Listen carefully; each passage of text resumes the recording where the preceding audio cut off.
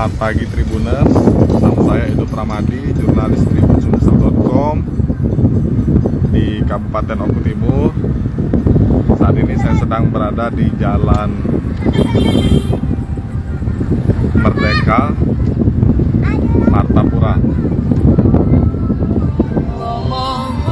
Di sini kita lihat ada pawai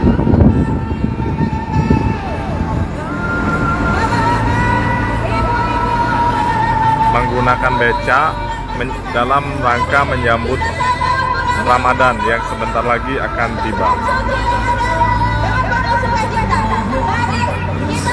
Selain itu, iring-iringan becak tersebut nampak yang paling depan itu menjadi oratornya, sedangkan diikuti dengan iring-iringan becak lainnya di belakang.